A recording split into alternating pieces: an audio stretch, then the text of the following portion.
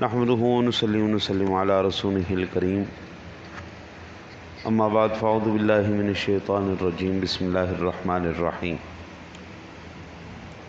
عن عبد الله بن مسعود ان رسول الله صلى الله عليه وسلم صلى الظهر خمسا فقيل له أزيد في الصلاة فقال وما ذاك قالوا صليت خمسا فسجد سجدتين بعدما سلم وفي رواية قال إنما أنا بشر مثلكم أنسى كما تنسون فإذا نسيت فذكروني وإذا شك أحدكم في صلاته فليتحرى الصواب فليتم عليه ثم ليسلم ثم يسجد سجدتين متفق عليه۔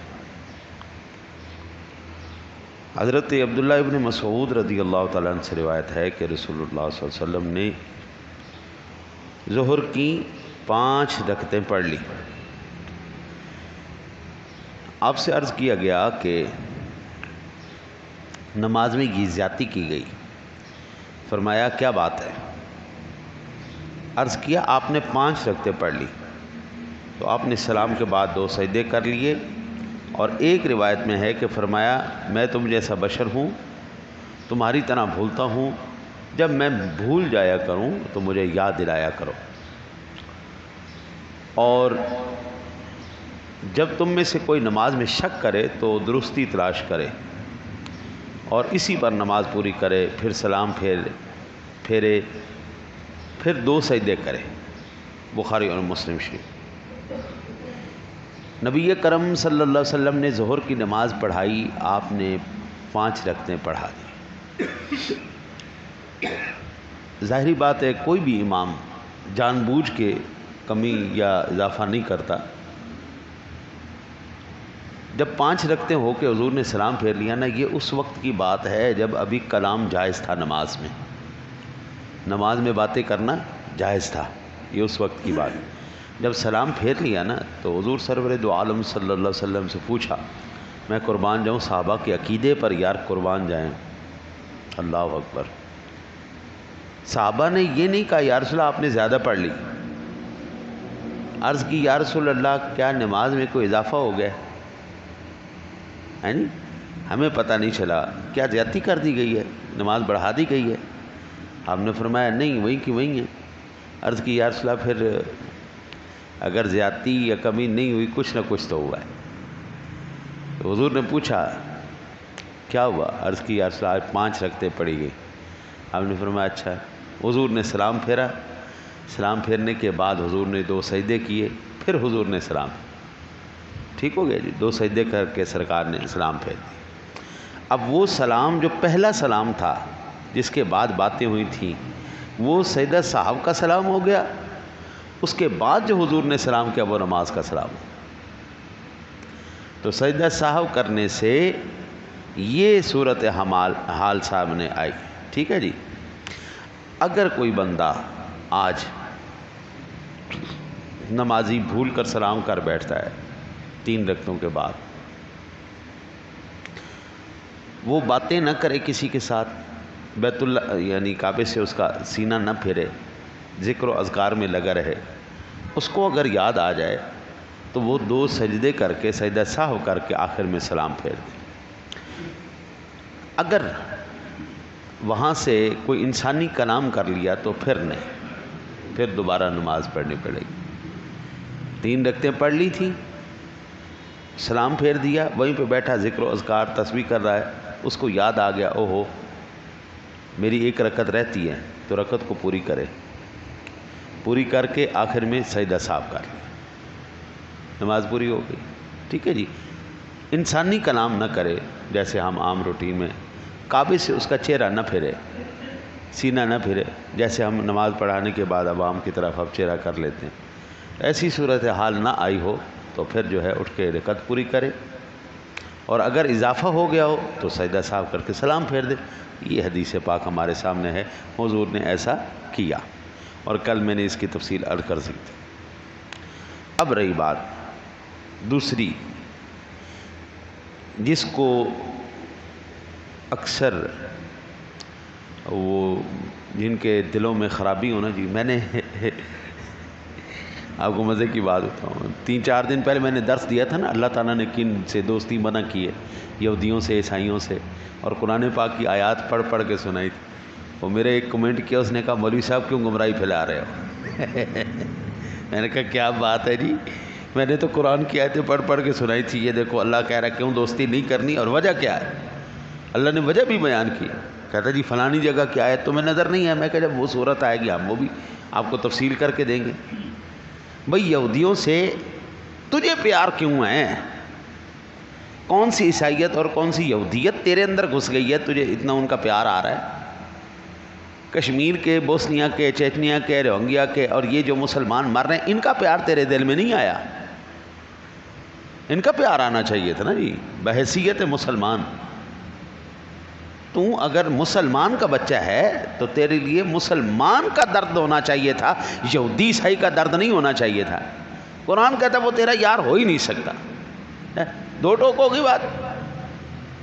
اسی لیے یاد رکھیے حضور نے جو یہاں پہ کہا نا جی، قال انما انا بشر مثلکم، میں تمہاری طرح بشر ہوں، انسا کما تنسنا، بھلا دیا جاتا ہوں جس طرح تم، تانی اثر کی وجہ سے حضور بولتے ہیں رب کی مرضی سے، محبوب یہاں بھولنا تاکہ تیری امت کے لیے سنت ہو جائے۔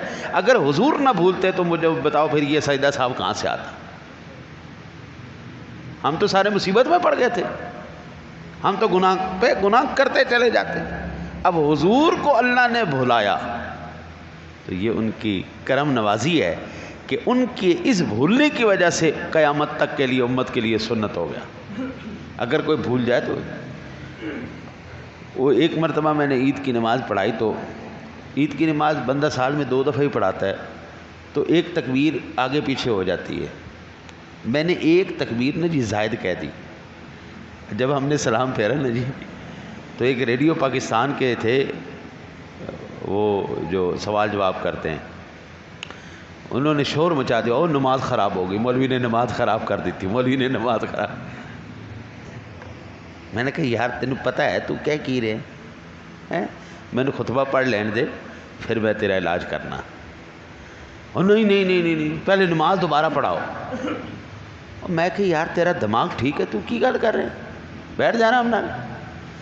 وہ قدرتی طور پر نا رب کریم نے اس سال بارش کر دی، این اسی وقت بارش بھی ہوئی صحیح کڑاکے کی۔ میں کہ لو ہن بارش ہوگی نا، ہن تو ویسے نہیں جانا، خطبہ پڑھ لینے دے، کتاباں بھی اتھے نے، میں بھی اتھے ہی ہاں، تو ٹھہر جا۔ میرے پاس الحمدللہ سیاستہ ہر وقت سافٹ فارم میں بھی اور ہارڈ فارم میں بھی، دونوں میں رکھتا ہوں مطالعے کے لیے۔ یہاں پہ بیٹھا ہوں، ساری کتابیں نہیں اٹھائی جاتی، وہ موبائل پہ کر لیا، اور جب درس وغیرہ دینی ہو تو ہارڈ فارم اٹھا لی۔ میں نے خطبہ دیا، خطبہ دینے کے بعد بخاری شریف بھی اٹھا لی اور مسلم شریف بھی اٹھا لی، اور حدیث پاک کھول کے نا میں نے اس کو دکھایا۔ میں نے کہا یہ دیکھو حضور نے نماز پڑھائی اور 6 کی بجائے 7 تکبیریں کہیں، یہ کس میں ہے؟ یہ بخاری شریف۔ اور تو کی کہہ رہے ایسا ہے نماز خراب ہوگی تو نماز دوبارہ پڑھاؤ؟ میں نے کہا تمہارا دماغ ٹھیک ہے؟ اب ساری قوم دے سامنے کل تو توبہ کرنی، جی میں تو شور مچائے ایویں کر، نہیں تو کاکا رہن میں تینوں اتنے نہیں دینا، ہن تو پریشان نہ ہو۔ عوامی شریعت ہوگی نا جو اللہ رسول کی شریعت کی طرف کوئی نہیں دیکھتا، عوامی شریعت کے اوپر ہر ایک دبا کے جناب۔ اب یہاں پر جو حضور نے کہا نا کہ انسا کماتا انسا، میں بھول جاتا ہوں جس طرح تم بھولتے ہو، یہ اور ٹوٹی وہ کہتے ہیں دیکھو جی حضور نے خود کہا ہے میں بشر ہوں، تو ہم بشر کہہ دیں تو اس میں کیا فرق پڑتا ہے؟ اس وقت کا وزیر اعظم، بادشاہ وقت، صدر پاکستان، گلی کے جھاڑو دینے والے کو وہ آ کے یہ کہے کہ جناب آپ پریشان نہ ہوں، میں بھی آپ جیسے ہی انسان ہوں۔ وہ چوڑیا تیری اوقات کی ہے، اور تو کہنا پھر لو جی صدر بھی تو میرے ورگا ہی ہے نا جی، صدر تو میرے ورگا ہی ہے نا جی، وزیر اعظم تو میرے ورگا ہی ہے نا۔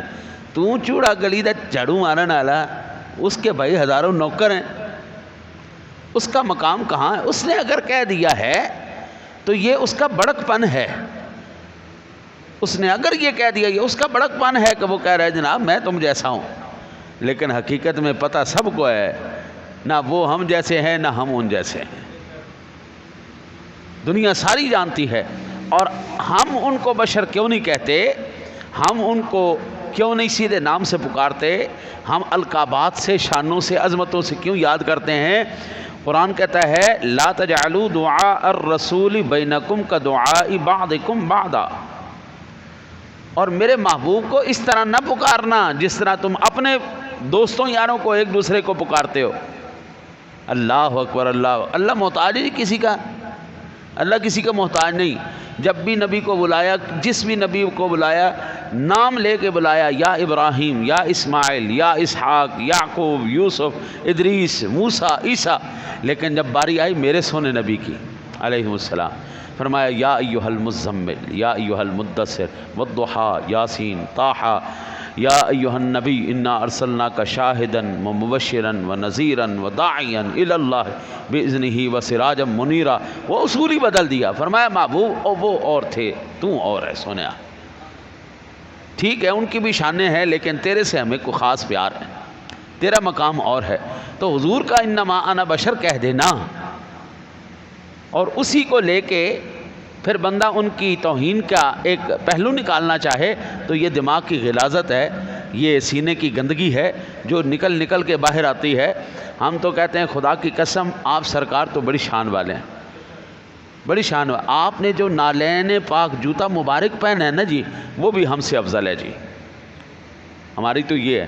وہ آپ سرکار تو بڑے مالک، تو مالک ہے نا جی، مالکوں کے پیروں میں جو جوتا بھی آ گیا نا جی، ہم تو اپنے آپ کو اس جیسا بھی کوئی نہیں سمجھتے۔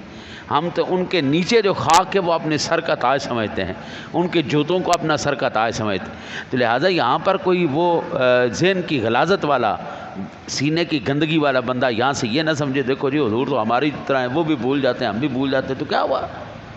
اور تیرا بھولنا اور ہے، ان کا بھولنا اور ہے۔ ان کو رب بھلا کے قیامت تک کے لیے امت کی بھلائی کر دیتا ہے، اور تم بتا تیری اوقات کیا ہے؟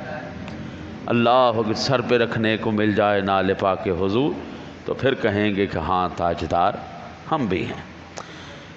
لو جی، یہاں پر یہ بات ثابت ہوئی کہ اگر کوئی بندہ نماز میں بھول جائے تو اس کا علاج کیا ہے؟ سجدہ سہو کرے، سجدہ سہو کر کے اتحیات پڑھے، پھر سلام پھیرے، نماز اس کی درست ہو جائے گی۔ اللہم صلی علی سیدنا و مولانا